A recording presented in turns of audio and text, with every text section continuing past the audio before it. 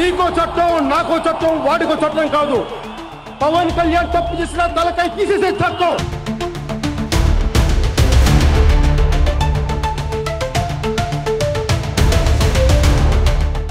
ఎన్నో అవమానాలు, ఎంతో ఆవేదన, ఒడిదుడుకుల మధ్య కేవలం సమాజ హితం కోసం ఆవిర్భవించిన పార్టీ జనసేన పార్టీ. కేవలం 7 సిద్ధాంతాలతో అసలు తాను రాజకీయ పార్టీని ఎందుకు స్థాపించాడో చెప్పేశాడు పవన్ కళ్యాణ్. రాష్ట్రంలో ఓవైపు బలమైన పునాదులతో నిర్మితమైన టీడీపీ, మరోవైపు సుదీర్ఘకాలం అనుభవం ఉన్న వైఎస్ కుటుంబం.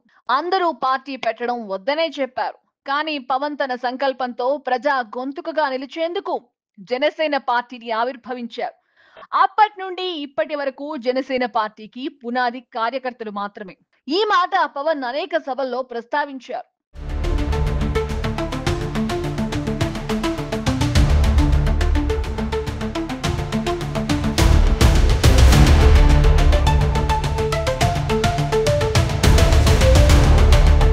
2024 ఎన్నికల్లో పొత్తులో భాగంగా జనసేన కేవలం 21 ఎమ్మెల్యే 2 ఎంపీ సీట్లు తీసుకున్నప్పటికీ జన సైనికులు తమ నాయకుని మాటను శిరసావహించారు. కూటమి గెలుపు కోసం రాష్ట్ర వ్యాప్తంగా శ్రమించారు.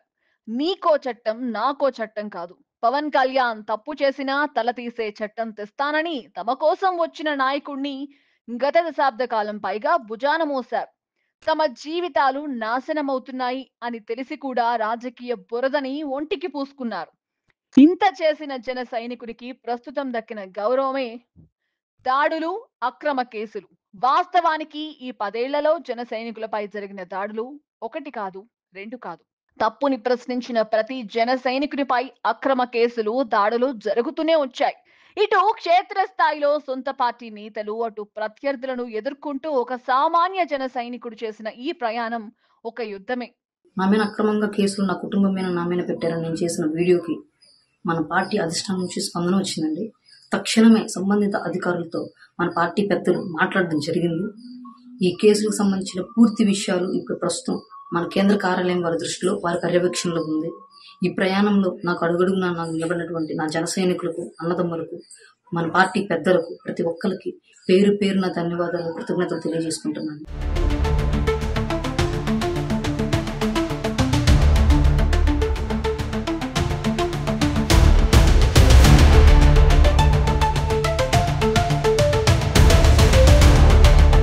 అయితే ప్రభుత్వంలో భాగమైన తర్వాత కూడా జన సైనికులకు కష్టాలు తప్పట్లేదు. వాళ్లపై అక్రమ కేసులు, దాడులు తగ్గట్లేదు. తాజాగా శ్రీకాళహస్తిలో ఓ జన సైనికునిపై డీఎస్పీ స్థాయి అధికారి చేయి చేసుకోవడం వైరల్ గా మారింది.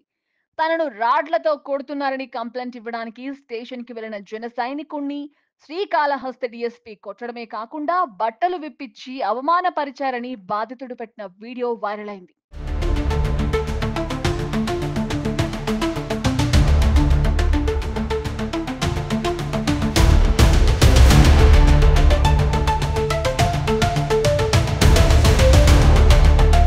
బాధితుడికి న్యాయం చేసేందుకు జనసేన నేతలు ముందడుగు వేస్తున్నప్పటికీ అసలు కూటమి ప్రభుత్వంలో కూడా జన సైనికులపై అక్రమ కేసులు, దాడులు ఎందుకు నెలకొన్నాయనేదే అర్థం కాని ప్రశ్న.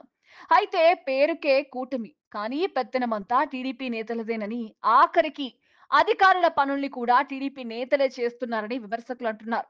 గతంలో జగన్ కేవలం పవన్ ని టార్గెట్ గా చేసుకుని విమర్శిస్తే ఇప్పుడు టీడీపీ వాళ్ళు జన సైనికులని టార్గెట్ చేస్తున్నారని అంటున్నారు.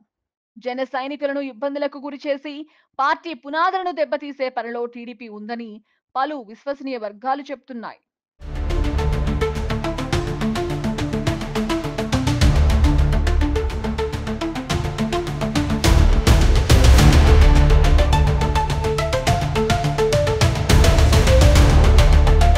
ఏపీ చరిత్రలో కని విని ఎరుగని రీతిలో 2024 ఎన్నికల్లో ఎన్డీఏ కూటమి విజయ ఢంకా మోగించింది. 175 అసెంబ్లీ సీట్లకు గాను మొత్తం 164 సీట్లు గెలుచుకుని వైసీపీని కేవలం 11 సీట్లకే పరిమితం చేసింది. అయితే దీని వెనుక జనసేన అధినేత పవన్ వ్యూహం ఉన్న విషయం అందరికీ తెలిసిందే. వైసీపీ హయాంలో అప్పటి ప్రతిపక్ష నేత చంద్రబాబు అరెస్ట్ అనంతరం టీడీపీలో ఎన్నో పరిణామాలు చోటు చేసుకున్నాయి. చంద్రబాబుని కనీసం జైలుకెళ్లి పలకరించే టీడీపీ నేతలే కరువయ్యారు. అలాంటి సమయంలో చంద్రబాబుని జైలుకెళ్లి పరామర్శించాడు. 4 దశాబ్దాల చరిత్ర ఉన్న టీడీపీకి పవన్ వెన్నుదన్నుగా నిలిచారు. ఆనాడు రాష్ట్ర పరిస్థితులకు అనుగుణంగా బీజేపీ పెద్దలతో మాట్లాడి పొత్తుకు ఒప్పించేలా చేశాడు. పవన్ మాటకు కట్టుబడి జన సైనికులు పనిచేశారు.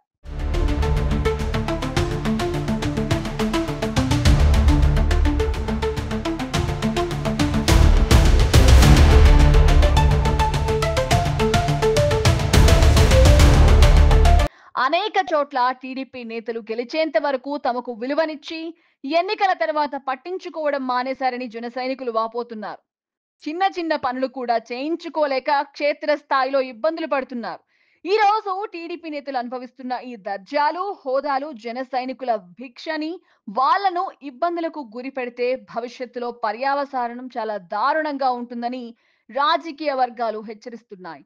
చూడాలి మరి జన సైనికులపై ఈ అక్రమ కేసులు దాడులు తగ్గేది ఏనాటికో. నీకో చట్టం, నాకో చట్టం, వాడికో చట్టం కాదు. పవన్ కళ్యాణ్ తప్పు చేసిన తలకాయ తీసేసే చట్టం.